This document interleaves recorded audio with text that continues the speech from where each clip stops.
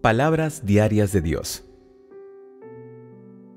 Las parábolas del Señor Jesús. 1. La parábola del sembrador. Mateo, capítulo 13, versículos 1 al 9. 2. La parábola del trigo y la cizaña. Mateo, capítulo 13, versículos 24 al 30. 3. La parábola de la semilla de mostaza. Mateo, capítulo 13, versículos 31 y 32. 4. La parábola de la levadura. Mateo, capítulo 13, versículo 33. 5. La parábola del trigo y la cizaña explicada. Mateo, capítulo 13, versículos 36 al 43. 6. La parábola del tesoro. Mateo, capítulo 13, versículo 44. 7. La parábola de la perla. Mateo, capítulo 13, versículos 45 y 46. 8. La parábola de la red. Mateo, capítulo 13, versículos 47 al 50. La primera es la parábola del sembrador. Es realmente interesante. Sembrar semillas es un acontecimiento común en las vidas de las personas. La segunda es la del trigo y la cizaña. En lo que respecta a esta, cualquiera que haya plantado cultivos y adultos lo sabrá. La tercera es la parábola del grano de mostaza. Todos vosotros sabéis lo que es la mostaza, ¿verdad? Si no lo sabéis, podéis echar un vistazo a la Biblia. Para la cuarta, la de la levadura, la mayoría de las personas sabe que ésta se usa para la fermentación. Es algo que las personas utilizan en su vida cotidiana. Todas las parábolas siguientes, incluyendo la sexta, la del tesoro, la séptima, la de la perla, y la octava, la de la red, se sacan de las vidas de las personas. Todas vienen de las vidas actuales de ellas. ¿Qué tipo de cuadro pintan estas parábolas? Es una imagen de Dios convirtiéndose en una persona normal y viviendo junto a la humanidad, usando el lenguaje de una vida normal, el lenguaje humano, para comunicar con los hombres y proveerles lo que necesitan. Cuando Dios se hizo carne y vivió en medio de la humanidad durante mucho tiempo, después de haber experimentado y presenciado los diversos estilos de vida de las personas, estas experiencias pasaron a ser su manual para transformar su lenguaje divino en humano. Por supuesto, estas cosas que él vio y oyó en la vida también enriquecieron la experiencia del Hijo del Hombre humano. Cuando él quería que las personas llegaran a entender algunas verdades, algo de la voluntad de Dios, podía usar parábolas parecidas a las anteriores para hablar a las personas acerca de la voluntad de Dios y sus exigencias para la humanidad. Estas parábolas tenían, todas, relación con la vida de las personas. No había una sola que no estuviese en sintonía con las vidas humanas. Cuando el Señor Jesús vivió con la humanidad, vio a campesinos cuidando sus campos, sabía lo que eran la cizaña y la levadura. Entendió que los humanos aman los tesoros, por lo que usó las metáforas del tesoro y la perla. Con frecuencia, vio a pescadores echando sus redes, etc. El Señor Jesús observó estas actividades en las vidas de los hombres y también experimentó ese tipo de vida. Él fue igual que cualquier otra persona normal, comía 3 veces al día y seguía las rutinas cotidianas de los seres humanos. Experimentó personalmente la vida de una persona corriente y fue testigo de la vida de otros. Cuando presenció y experimentó todo esto en persona, no pensó en cómo tener una buena vida o vivir con mayor libertad y comodidad. Cuando estuvo experimentando una vida humana auténtica, el Señor Jesús vio las dificultades en la vida de las personas, el sufrimiento, el infortunio y la tristeza de las personas bajo la corrupción de Satanás, existiendo bajo su dominio y en pecado. Mientras experimentaba personalmente la vida humana, también comprobó cuán desamparadas estaban las personas que vivían en medio de la corrupción, y vio y experimentó la desgracia de quienes vivían en pecado, los que estaban perdidos en la tortura de Satanás, del mal. Cuando el Señor Jesús vio estas cosas, ¿las vio con su divinidad o con su humanidad? Su humanidad existió realmente, estaba muy viva. Él pudo experimentar y ver todo esto, y por supuesto su esencia, su divinidad también lo vieron. Esto es, Cristo mismo, el Señor Jesús hombre, vio esto, y todo lo que observó le hizo sentir la importancia y la necesidad de la obra que había acometido en ese momento en la carne. Aunque él mismo sabía que la responsabilidad que debía asumir en la carne era inmensa, y lo cruel que sería el dolor que afrontaría cuando vio a la humanidad desamparada en el pecado, el infortunio de sus vidas y sus luchas ineficaces bajo la ley, sintió cada vez mayor tristeza y más inquietud por salvar a la humanidad del pecado.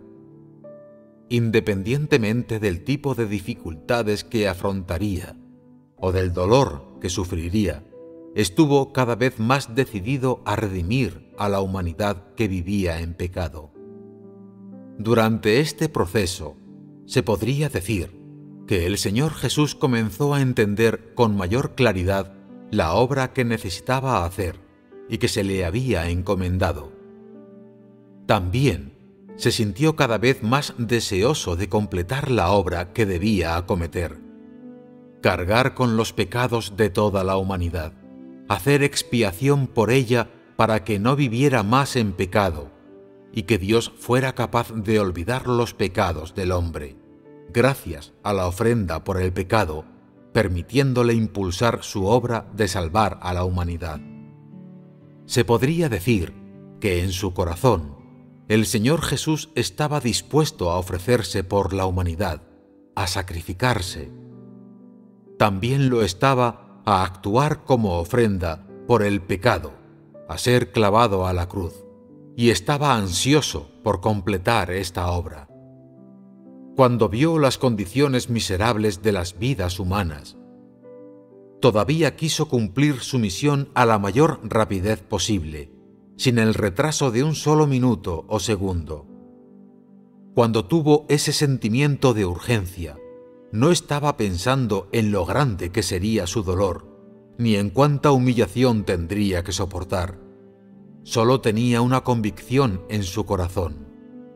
Mientras él se ofreciera y fuera clavado a la cruz como ofrenda por el pecado, la voluntad de Dios prevalecería y él podría comenzar una nueva obra.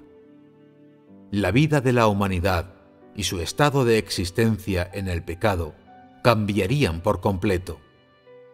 Su convicción y lo que estaba decidido a hacer guardaban relación con salvar al hombre, y solo tenía un objetivo: llevar a cabo la voluntad de Dios, de manera que pudiese iniciar, con éxito, el siguiente paso en su obra. Esto es lo que había en la mente del Señor Jesús en aquella época. Viviendo en la carne, el Dios encarnado poseía una humanidad normal. Poseía las emociones y el razonamiento de una persona normal.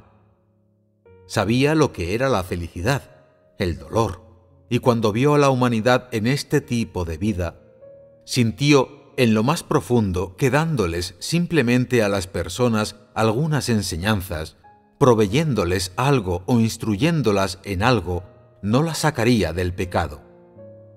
Tampoco las redimiría de éste haciéndoles obedecer solamente los mandamientos. Solo cuando cargara con el pecado de la humanidad y se convirtiera en la semejanza de carne pecadora, podría intercambiarlo por la libertad del hombre y por el perdón de Dios para éste.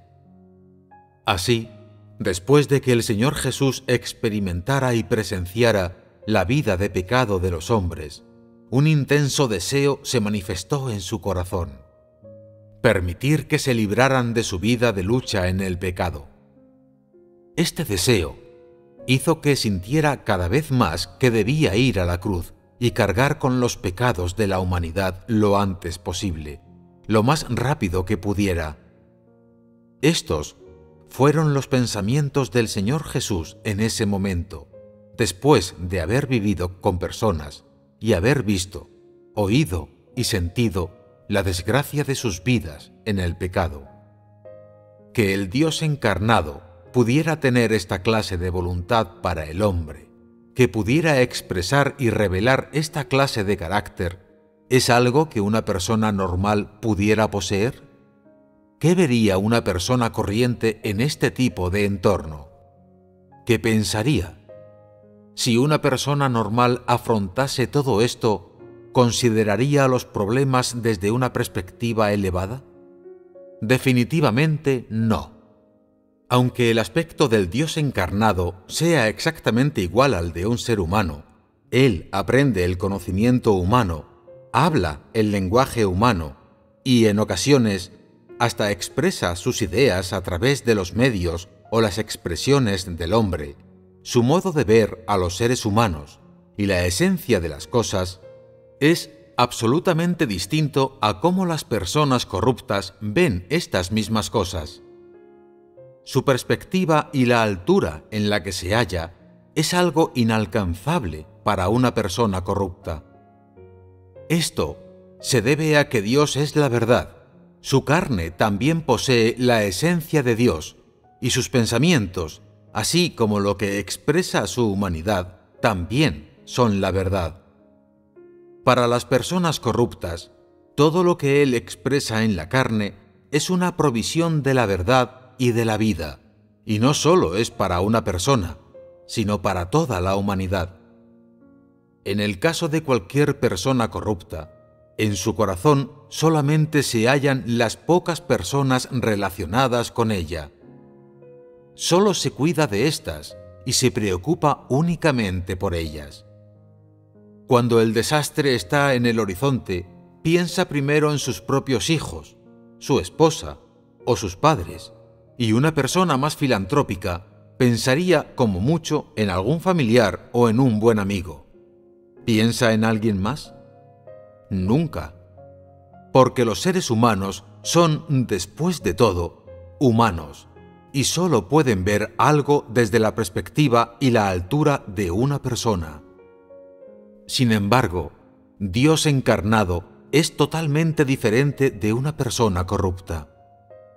Independientemente de lo corriente, normal y humilde que sea la carne del Dios encarnado, o de la cantidad de desprecio con que lo mire la gente, sus pensamientos y su actitud hacia la humanidad son cosas que ningún hombre podía poseer ni imitar. Él siempre observará a la humanidad desde la perspectiva de la divinidad, desde la altura de su posición como creador. Siempre la contemplará a través de la esencia y de la mentalidad de Dios. No puede verla en absoluto desde la altura de una persona normal ni desde la perspectiva de una corrupta. Cuando las personas miran a la humanidad, lo hacen con una visión humana y usan cosas como el conocimiento, las normas y las teorías humanos como punto de referencia. Esto se halla dentro del ámbito de lo que las personas pueden ver con sus ojos, de lo que unos seres corruptos pueden lograr. Cuando Dios mira a la humanidad, lo hace con visión divina. Usa como medida su esencia y lo que Él tiene y es. Este ámbito incluye cosas que las personas no pueden ver, y en esto es en lo que Dios encarnado y los humanos corruptos son totalmente diferentes. Esta divergencia viene determinada por la esencia de los seres humanos, que es distinta a la de Dios y que determina las identidades y las posiciones, así como la perspectiva y la altura desde la que ven las cosas. ¿Veis la expresión y la revelación de Dios mismo en el Señor Jesús? Podrías decir que lo que Él hizo y dijo guardaba relación con su ministerio y con la obra de gestión de Dios, que todo ello era la expresión y la revelación de su esencia. Aunque tuvo una manifestación humana, su esencia divina y la revelación de su divinidad no pueden negarse. ¿De verdad era esta manifestación humana una expresión de la humanidad? Por su propia esencia, fue su manifestación humana totalmente diferente de la de las personas corruptas. El Señor Jesús fue Dios encarnado, y si hubiera sido realmente una persona normal, corrupta, ¿habría podido contemplar la vida de la humanidad en pecado desde una perspectiva divina? En absoluto. Esta es la diferencia entre el Hijo del Hombre y las personas corrientes. Todas las personas corruptas viven en pecado, y cuando alguien ve el pecado, no tiene ningún sentimiento particular respecto al mismo. Son todas iguales, como un cerdo que vive en el fango y no se siente en absoluto incómodo ni sucio. Come bien y duerme profundamente. Si alguien limpia la pocilga, el cerdo no se sentirá a gusto ni se mantendrá limpio. Pronto estará revolcándose de nuevo en el fango y sintiéndose por completo a gusto, porque es una criatura sucia. Cuando los seres humanos ven un cerdo, sienten que es sucio, y si lo limpias, no se sentirá mejor. Por esta razón, nadie tiene un cerdo en casa. La forma en que los humanos ven a los cerdos siempre será diferente de cómo se sienten ellos, porque humanos y cerdos no son de la misma especie. Y como el Hijo del Hombre encarnado no es de la misma especie que los seres humanos corruptos, solo el Dios encarnado puede alzarse desde una perspectiva divina y desde la altura de Dios para contemplar a la humanidad y verlo todo.